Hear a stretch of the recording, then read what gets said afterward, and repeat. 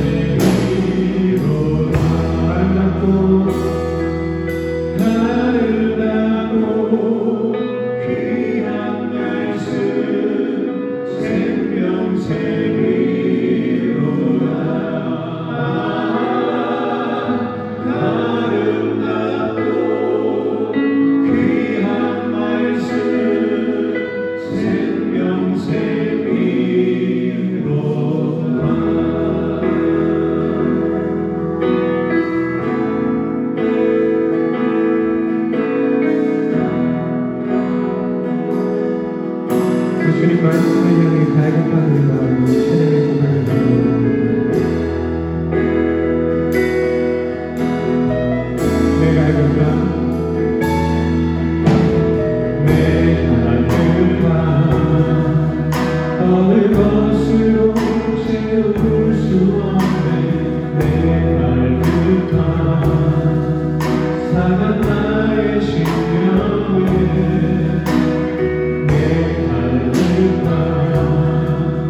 불을 짓는 소리 들소서. 내 갈급함 주의 음성을 위해 다시 한번 부르며 내 갈급함, 내 갈급함 어느 것으로 채울 수 없네. 내 갈급함 상한 나의 심령에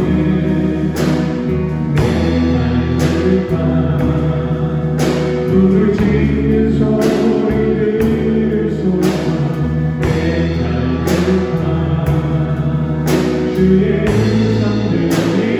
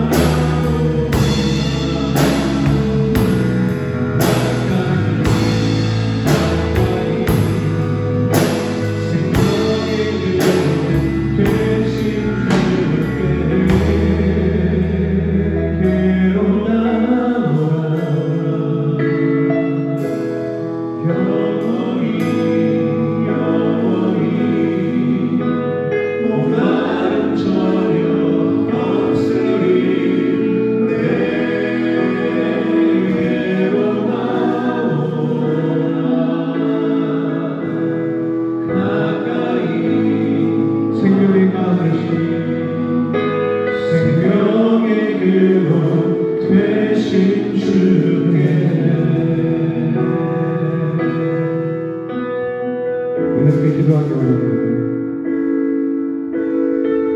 우리 갈급한 마음을 가지고 우리를 채우시는 주님 앞으로 나아갑니다.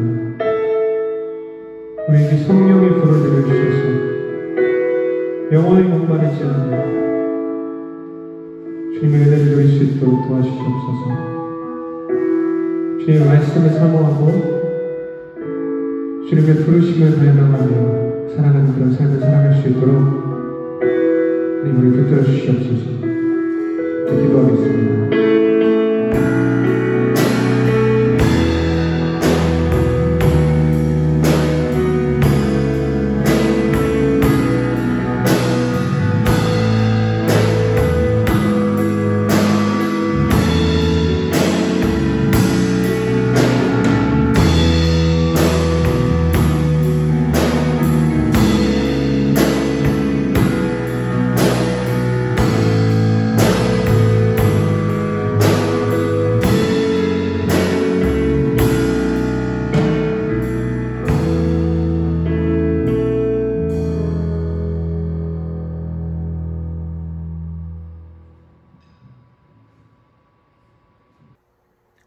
우리가 함께 은혜 나누실 말씀은 신약 성경 누가복음 11장 21절부터 28절까지 말씀입니다.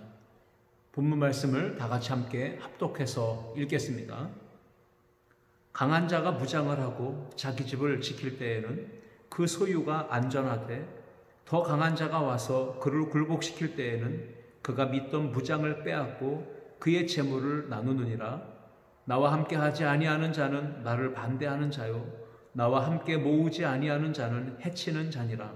더러운 귀신이 사람에게서 나갔을 때에 물 없는 곳으로 다니며 쉬기를 구하되 얻지 못하고 이에 이르되 내가 나온 내 집으로 돌아가리라 하고 가서 보니 그 집이 청소되고 수리되었거늘 이에 가서 저보다 더 악한 귀신 7을 데리고 들어가서 거하니 그 사람의 나중 형편이 전보다 더 심하게 되느니라.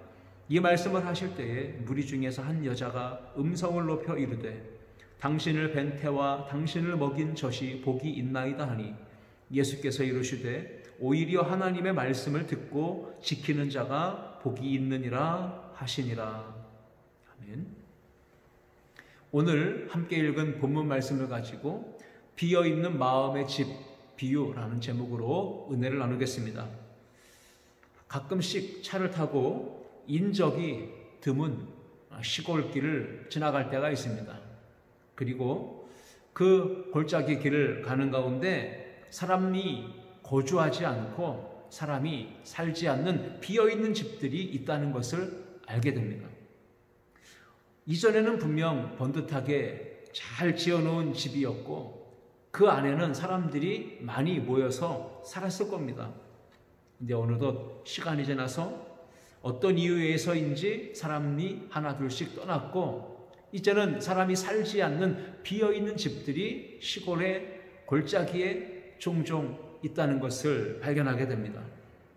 그 집 마당은 사람이 살지 않기에 잡초들이 무성하게 자라있고 집 안은 분위기가 어둡고 음산하고 집안 곳곳에 구석구석에는 거미줄들이 잔뜩 쳐져 있고 먼지는 뽀얗게 내려앉아서 들어가기가 꺼려지는 흉가와 같이 변해버린 집들이 시골에 종종 있습니다. 오늘 제가 이 말씀을 생각하며 우리의 마음의 집은 어떠한가 한번 생각해 봅니다. 사람의 마음의 집도 가만히 밖에서 안을 유심히 들여다본다면 두 종류의 마음의 집으로 구분될 수 있겠다 우리가 판단을 해보게 됩니다. 어떤 분의 마음의 집을 살펴본다면 그 마음의 집을 아침, 저녁, 시도 때도 없이 항시 깨끗하게 청소하고 잘 정리하고 정돈해서 아름답게 잘 가꾸어져 있는 마음의 집을 소유한 사람들이 있습니다. 그러한 반면 어떤 사람의 마음의 집을 돌아보면 청소를 전혀 하지 않아서 그 마음의 집을 잘 가꾸고 돌보지 않아서 마치 버려진 집 흉가와 같이 잡초가 무성하고 어둡고 지저분하고 악취가 물씬 풍겨나는 들어가기가 꺼려지는 그러한 마음의 집을 가진 사람들도 우리 주변에는 없지 않아 있습니다. 우리의 마음의 집을 하나님의 말씀과 성령으로 가득 충만하게 채우고 매일매일 아름답게 잘 가꾸고 돌보아서 하나님의 은혜가 생수의 강이 넘치도록 흘러가는 에덴 동산과 같이 만들어야 하는 겁니다. 오늘 말씀을 준비하는 제 마음에 그리고 말씀을 듣게 될 우리 성도님들의 마음에 하나님의 나라가 임했으면 좋겠다. 하나님이 함께 하시는 그 아름다운 나라가 우리 성도님들의 마음에 집이 됐으면 좋겠다라고 하는 기대감을 가지며 말씀을 준비했습니다. 성경 말씀 로마서 14장 17절을 함께 읽겠습니다. 하나님의 나라는 먹는 것과 마시는 것이 아니요 오직 성령 안에 있는 의와 평강과 희락이라 말씀하고 있습니다. 우리 창조주 하나님께서 통치하시고 다스리시는 그 나라는 우리 마음 안에 임해야 하고 우리의 가정 안에 임해야 하고 우리가 함께 모여있는 이 교회 공동체 안에 임해 있어야 합니다. 그것이야말로 가장 큰 복이라고 말씀드릴 수 있습니다. 여러분, 창조주 하나님, 전능하신 능력의 하나님이 우리 마음의 집에 들어와 함께 거하신다면, 그리고 그 하나님의 통치 가운데 우리를 다스려 주신다면, 그 하나님의 능력이 우리를 붙들어 주시고 우리를 지켜 주신다면, 우리가 무슨 두려움이나 걱정이나 염려함이나 불안이, 어떠한 슬픔과 낙심과 절망의 어둠의 역사가 우리 안에 틈타겠습니까? 절대 그럴 일이 없을 겁니다. 만왕의 왕이시며 만유의 주가 되시는 예수 그리스도께서 하나님 아버지의 능력의 권능의 손을 힘입어서 어둠의 영인 사단의 역사인 귀신을 쫓아내실 때 우리 마음에, 인생에, 우리의 삶에 하나님의 나라가 임하게 될 것이고, 의와 평강과 희락이 가득한 그러한 복된 삶을 살게 될 줄 믿습니다. 사도행전 10장 38절 말씀에 하나님이 나사렛 예수에게 성령과 능력을 기름 붓듯 하셨음에 라고 말씀합니다. 하나님이 예수 그리스도에게 성령을 기름 붓듯 부으셨습니다. 능력을 주신 겁니다. 그리고 예수님은 성령과 능력으로 충만하셔서 두루두루 다니시면서 선한 일을 행하셨습니다. 그리고 마귀에게 눌린 사람들을 다 고쳐주셨습니다. 그것은 바로 하나님이 함께 하셨기에 가능한 역사였습니다. 오늘 아름다운 교회 성도님들의 삶 가운데, 마음의 집 가운데, 모든 전 영역 가운데 하나님이 함께 하시고 능력의 예수님이 그 안에 거주하심으로, 내주하심으로 어둠의 권세가 다 떠나가고 의와 평강과 기쁨만이 넘치는 복된 삶을 살 수 있기를 주님의 이름으로 축복합니다. 하나님의 나라가 우리 안에 임하지 않으면 우리는 늘 걱정하고 염려하고 불안해할 겁니다. 우울증에 사로잡혀 슬픔 가운데 살아갈 겁니다.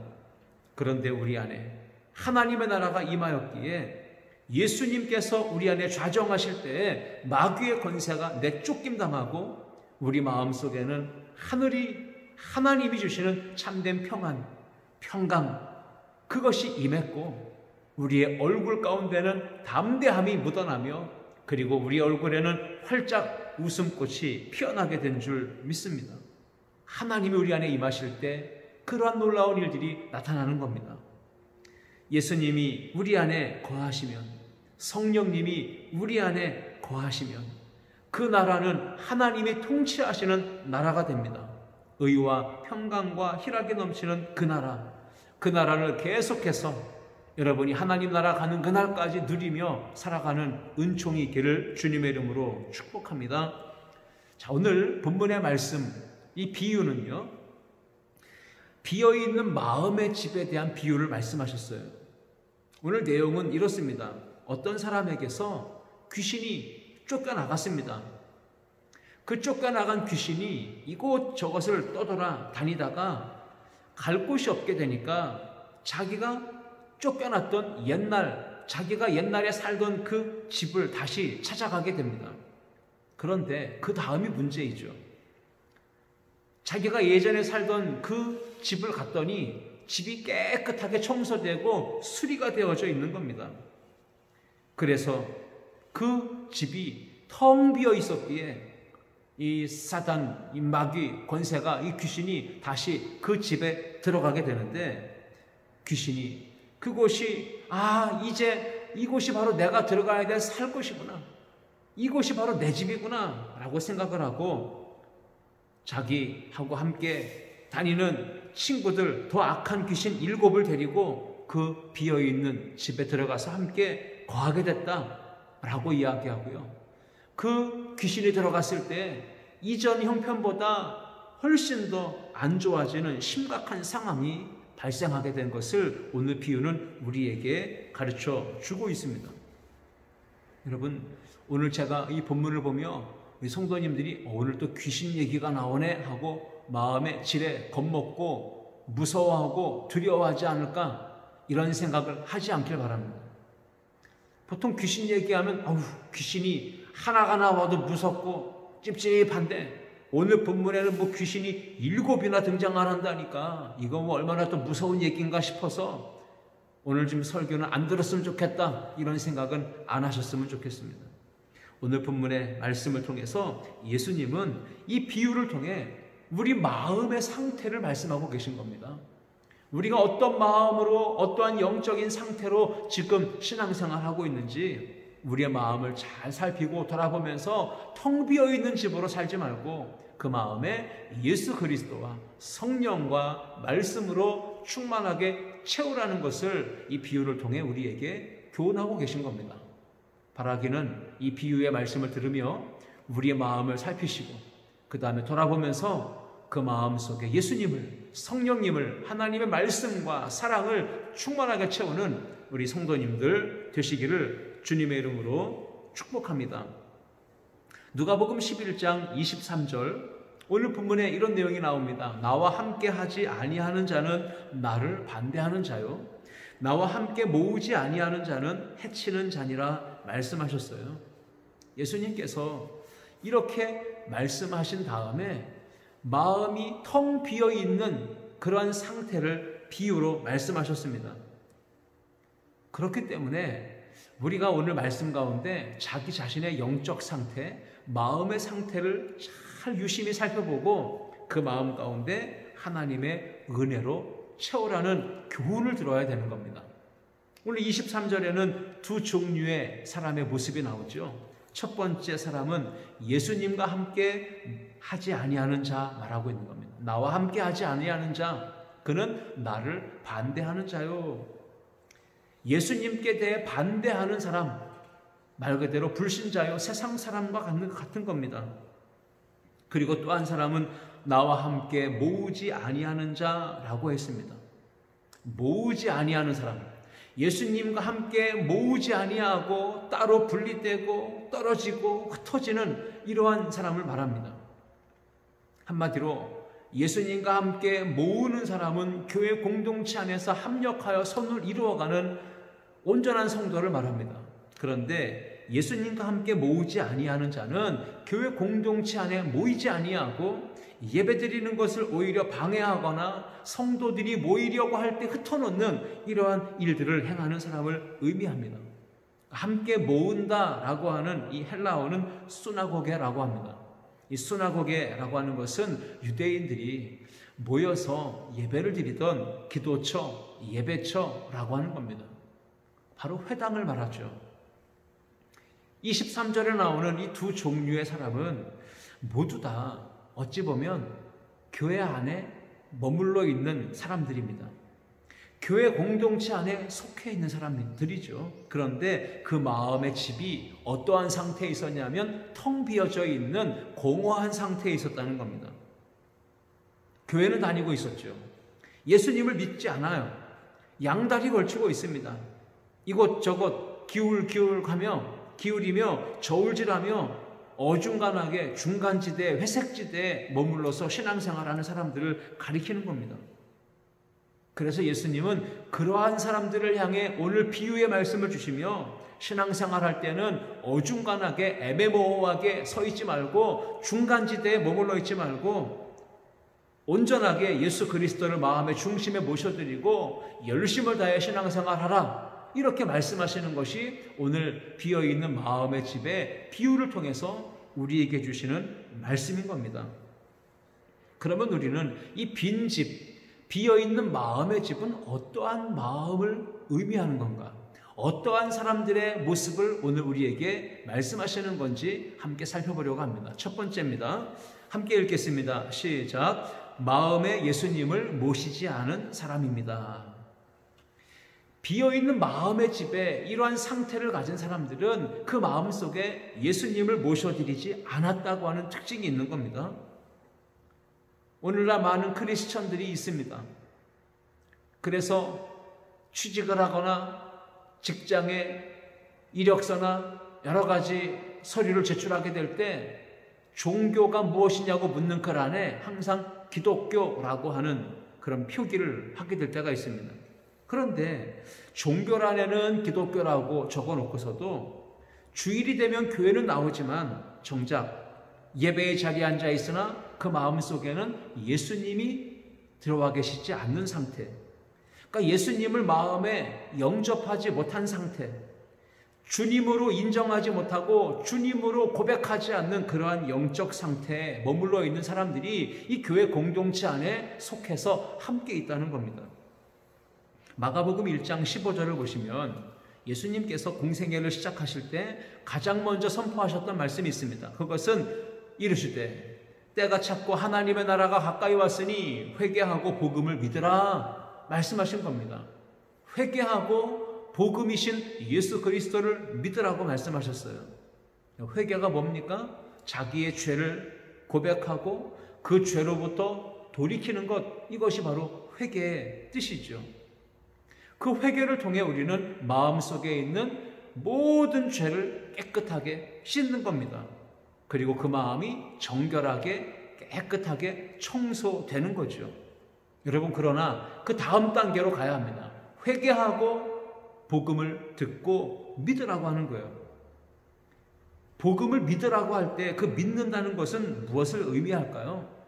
죄를 씻고 마음이 깨끗하게 청결하게 된 그 상태에 이제 가만히 두지 말고 그 빈 마음에, 깨끗하게 청소된 마음에 예수 그리스도를 담으라는 겁니다. 그 예수님을 영접하고 받아들이라는 거죠. 많은 사람들이 교회를 다닙니다. 회개하고 세례를 받습니다. 침례를 받습니다. 그런데 예수님을 영접했는데 어떠한 사람들은 예수님을 영접하지 못한 채 신앙생활하는 분들도 있습니다. 예수님을 믿을 것인가, 예수님을 따를 것인가 아직도 결단하지 못하고 애매모호한 신앙 상태에 머물러 있는 사람들이 교회 안에 의외로 많다는 거예요. 오늘 본문의 마음의 빈집, 이 비유는 이러지도 저러지도 않은 그러한 상태에서 그 마음의 집이 무언가 채워져 있지 않아 텅 비어져 있는 사람들에게 던져주는 오늘 교훈의 메시지입니다.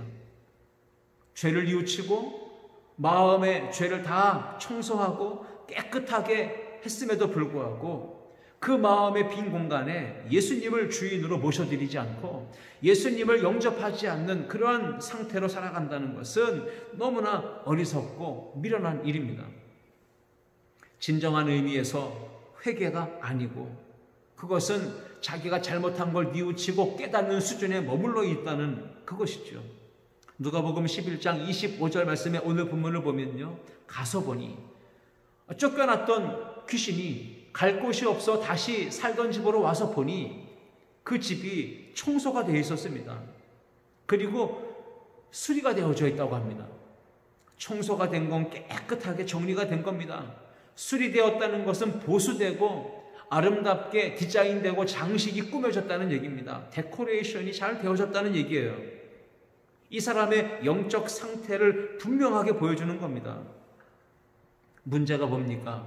집을 깨끗하게 청소하고 수리하고 장식을 했는데 문제는 예수님을 모셔드리지 아니한 영적 상태였다는 겁니다.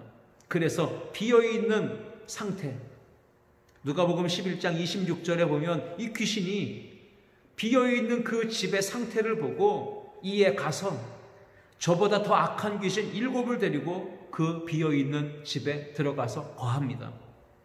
여러분, 이 영적 상태가 어떠한지요? 예수님을 마음에 모셔드리지 아니한 그 영적 상태의 마음의 집은 위험한 겁니다. 결국 예수님을 모셔드리지 않는 그 상태에 있을 때 마귀가, 귀신이 그 마음의 집에 들어가서 거하게 되는 겁니다.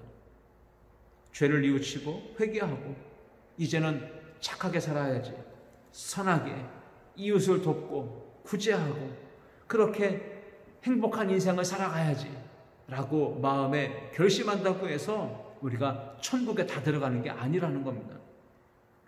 마음의 집을 청소하고 깨끗하게 단장하고 수리했을지라도 그 다음 단계로 반드시 가야 되는 겁니다. 마음의 집을 비워두지 말고 그 마음의 집 가운데 예수 그리스도를 모셔드려야 됩니다. 그렇지 않는다면 결국 오늘 본문의 말씀처럼 그 비어있는 마음의 집의 영적 상태에 사단이 틈타게 되고 악한 마귀 권세가 들어와 차지하게 된다는 겁니다.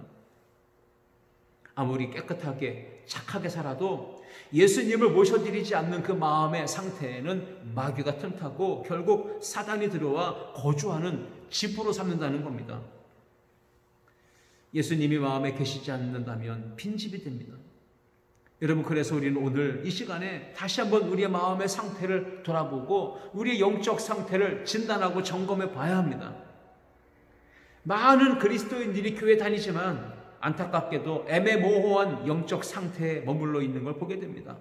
영적인 성장과 성숙을 위하여 열심을 다해 신앙생활하지 못하고 그저 제자리 걸음만 반복하고 있습니다. 어찌 보면 제자리 걸음은 틀린 겁니다. 스스로는 이 정도만 유지하면 되겠지, 신앙생활은 이렇게만 하고 있으면 큰 문제는 없겠지, 이것이 바로 현상 유지인 것 같고 제자리 걸음하는 것 같지만 어찌 보면 그건 틀린 겁니다. 엄밀히 말하면 뒤로 물러서는 것이고 영적인 침체요 퇴보입니다. 누가복음 11장 26절 하반절에 이렇게 기록하고 있습니다. 그 사람의 나중 형편에 대해서 전보다 더 심하게 되었다라고 기록하고 있습니다. 집이 청소되고 수리되었을 때 귀신이 그 비어있는 마음의 집에 악한 귀신 7을 데리고 들어가 함께 거주하는 집으로 삼았습니다. 그래서 예수님을 마음에 모셔드리지 않은 채 빈 마음의 집 상태로 시간을 지속하다 보면 그 영적 상태는 나빠지게 되는 겁니다. 이전보다 더 나빠지게 되는 거예요. 결국 신앙생활은 제자리 걸음이란 없습니다.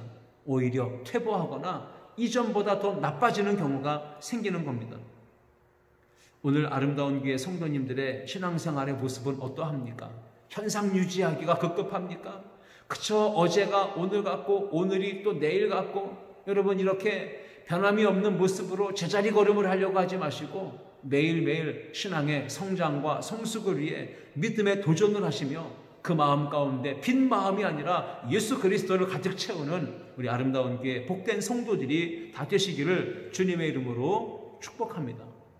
오늘 11장 24절 말씀에 이렇게 기록합니다. 더러운 귀신이 사람에게서 나갔을 때 물 없는 곳으로 두루두루 다니면서 쉬기를 구하되 얻지 못했습니다. 그러다가 갈 데가 없구나, 내가 나왔던 그 집으로 한번 가볼까, 돌아가 볼까 하고 갔는데 그 상태가 청소되고 수리된 상태에서 비어 있었던 겁니다. 그러니 사탄 마귀는 그 틈을 정확하게 타고 들어와서 그 영적인 상태를 너무나 잘 알죠. 비어있는 마음은 아무것도 채워져 있지 않아요. 깨끗하긴 하지만 예수님이 들어와 계시지 않으니 이건 내 집이다 싶으니까 더 악한 귀신 7을 데리고 함께 들어와서 그곳에 거주했다는 겁니다. 그리고 그 마음의 집에 주인 행세를 하는 거예요. 오늘 여러분의 마음의 집에 예수님을 모셔드리지 않고 그 마음 가운데 사단이 들어와서 주인 행세를 할 수도 있다는 것을 기억하셔야 됩니다. 겁주려고 그냥 드리는 말씀이 아니고 우리의 마음속에 예수님을 모셔드리고 열심히 신앙생활을 해야 된다라고 하는 뜻에서 말씀을 드리는 겁니다. 오늘 이 본문의 말씀, 마음의 빈집은 예수님을 마음에 모셔드리지 않은 영적 상태를 의미합니다. 그렇게 될 때 사단이 들어와서 그 마음을 빼앗고 그 마음을 휘어잡고 그 마음을 굴복시켜 종으로 부리며 그 인생 가운데 주인 행사를 하게 된다는 것을 우리에게 교훈하는 겁니다. 자, 이제 마음의 집이 텅 비어져 있을 때 그 영적 상태는 어떠한 상태를 의미할까요? 우리 두 번째 함께 읽어볼까요? 예수님께 삶의 주도권을 드리지 않는 사람입니다. 아멘. 오늘 본문의 마음의 집이 비어있는 이 빈집의 비유는 예수님을 믿고 교회는 다니고 있지만 예수님께 나의 삶의 주권과 전권을, 주도권을 위임하거나 맡겨드리지 못한 그러한 상태에 있는 사람을 의미하는 겁니다.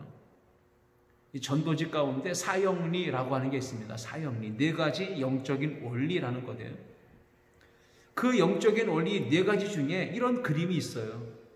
동그란 원 안에 의자가 하나 그려져 있습니다. 왕좌입니다. 그 마음의 인생의 왕좌에 누가 앉아있느냐, 이 그림이 있는 겁니다.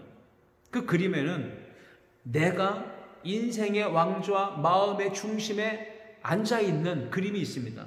그리고 예수님은 그 원 밖으로 아예 밀려나 있는 그림이에요. 이 그림의 영적 상태는 뭡니까?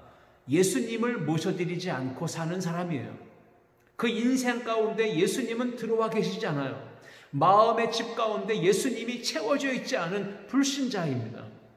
그러니 그 인생은 크고 작은 일들이 뒤섞여 있고 매우 불규칙하고 혼란스럽고 불안하고 두려운 인생, 사건과 사고가 많은 인생을 살게 되는 겁니다.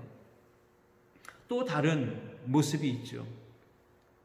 그 마음과 인생의 왕좌에 내가 앉아있고, 그리고 예수님이 내 마음 가운데 들어와 계시지만 예수님은 왕좌에 앉아 계신 게 아니라 나와 함께 하시는 분 정도로 인식하고 사는 사람이 있다는 겁니다.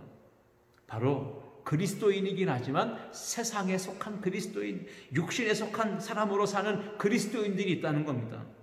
이러한 사람들은 예수님을 믿기는 믿지만 내가 왕 행세하고 내가 주인 행세를 하는 겁니다. 예수님께 전권을 위임하지 못하고 모든 주도권을 맡겨드리지 못하고 내가 하려고 하는 사람입니다. 예수님을 믿기는 믿지만 교회는 다니긴 하지만 이러한 사람들은 육신에 속한 그리스도인과 같아서 항상 자기 중심, 자기 생각, 세상적인 방법과 여러 가지 수단을 동원하며 타협하는 신앙생활을 합니다. 그러기에 그의 인생도 크고 작은 일들이 뒤섞여서 자기가 하려고 하니까 실패를 경험하고 좌절을 경험하고 어두운 인생 가운데 살게 되는 이러한 일들을 경험하게 되는 겁니다. 또 다른 하나의 모습은요, 인생의 왕좌에, 마음의 이 왕좌에 예수 그리스도께서 앉으시고 나는 그 예수님의 발 아래 앉아서 통치를 받고 지배를 받고 예수님이 붙드시고 도와주시는 은혜를 힘입어 사는 진정한 그리스도인의 삶을 사는 성도들이 있다는 겁니다. 바로 성령의 사람이고 신령한 믿음의 사람입니다. 이러한 사람들의 삶은 모든 것이 균형 있고 조화로우며 아름답고 질서 있는 삶을 살아가게 되는 겁니다. 왜냐? 예수님이 다스리시고 예수님이 주권적으로 통치하시고 예수님이 모든 일을 해결해 주시기 때문에 그 모든 일들이 평안하게 안정감 있게 진행되고 그리고 문제도 해결되어 나가는 것입니다. 그래서 저는 오늘 이 본문의 말씀을 통해 마음의 집이 비어져 있는 사람은 예수님께 삶의 주도권이나 전권을 맡겨드리지 못한 사람이라는 것을 우리 가운데 교훈하고 있는 비유입니다. 교회는 다니지만 예수님을 믿는다고 말하지만 예배는 드리고 있지만 여전히 우리의 삶이 어수선하고 혼란스럽다면 그 마음 가운데 왕좌에 예수님을 모셔드리지 못한 건 아닌가 생각을 해봐야 되는 겁니다. 에베소서 5장 18절 말씀에 술 취하지 말라 이는 방탕한 것이니 오직 성령으로 충만함 받으라 말씀하셨습니다. 성령 충만해야 되는 것이죠. 성령 충만한 그리스도인들은 하나님의 말씀을 들을 때 아멘 아멘 하고 받습니다.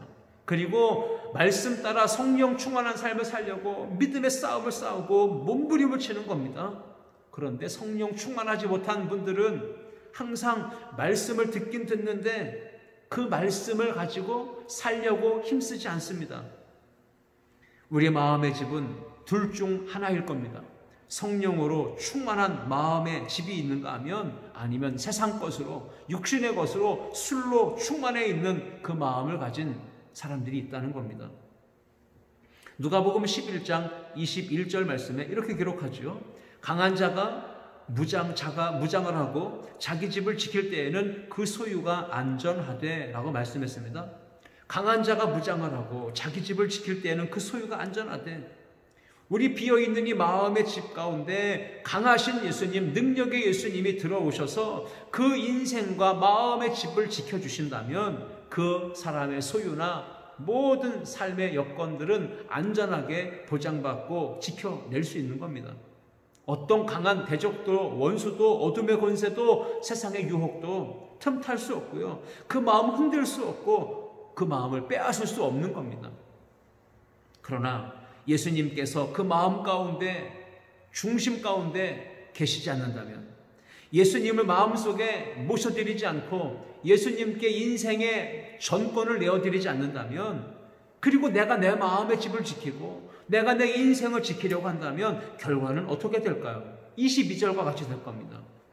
더 강한 자가 와서 그를 굴복시킬 때에는 그가 믿던 무장을 빼앗고 그의 재물을 나누느니라 말씀하고 있습니다.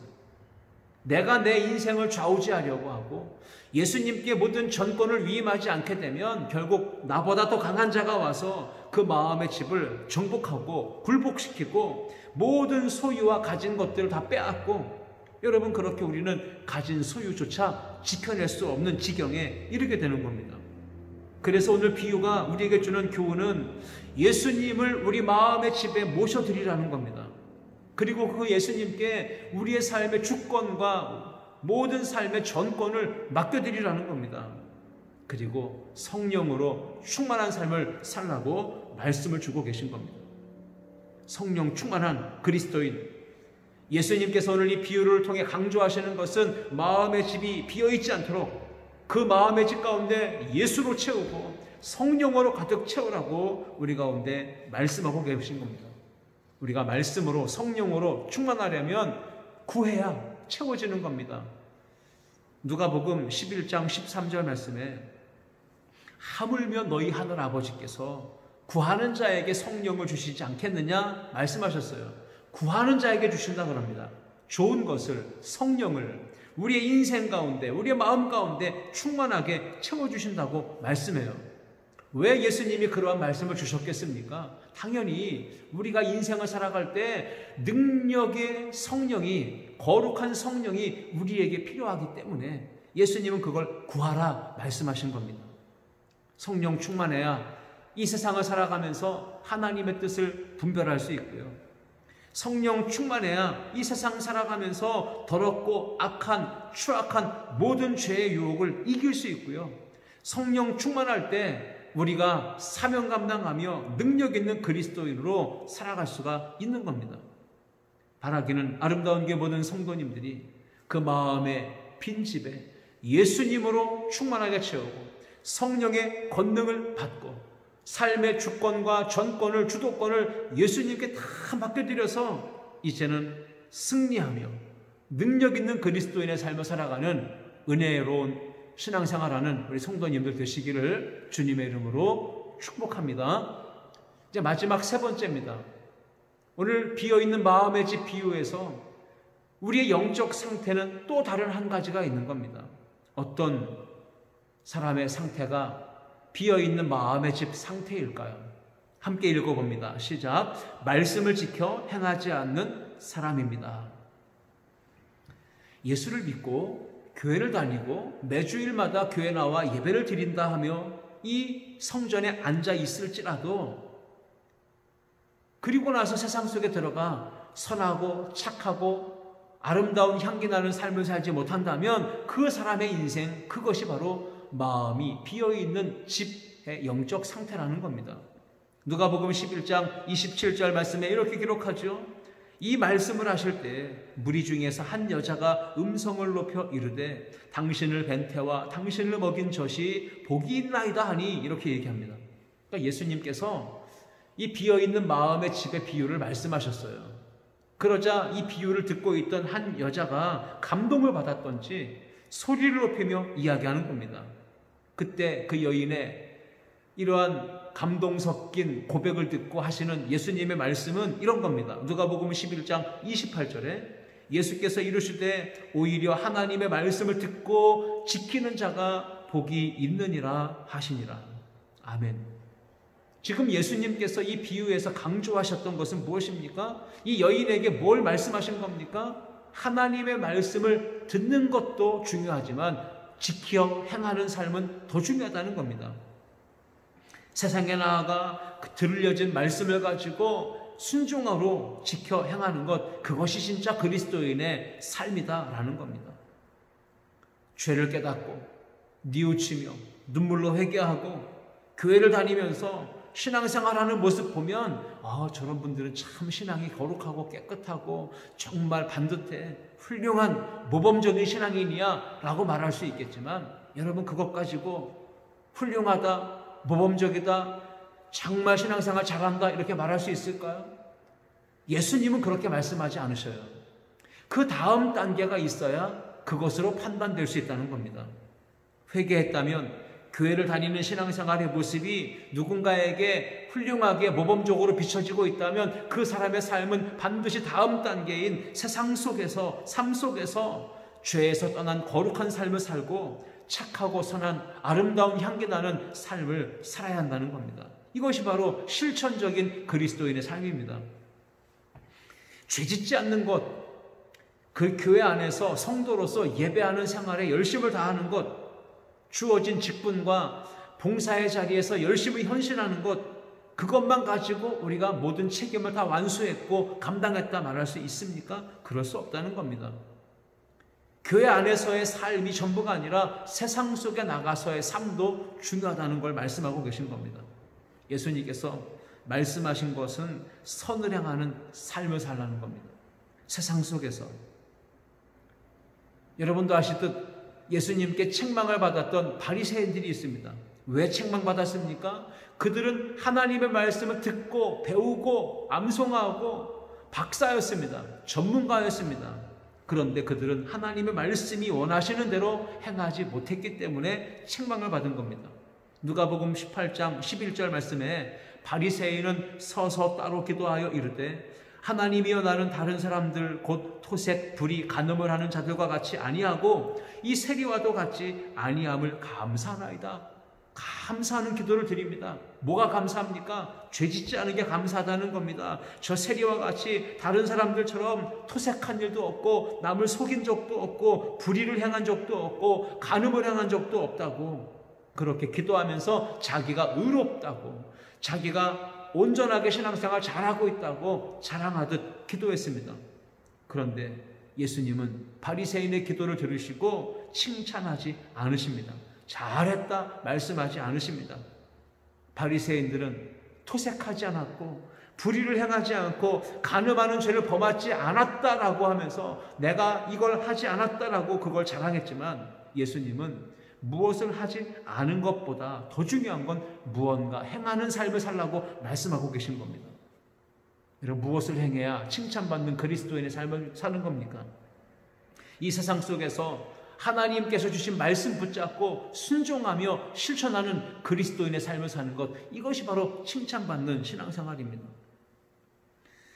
죄를 짓지 않는 것도 중요하지만 그것보다 더 중요한 것은 곧 하나님의 말씀을 잘 지키며 순종하는 삶을 사는 겁니다.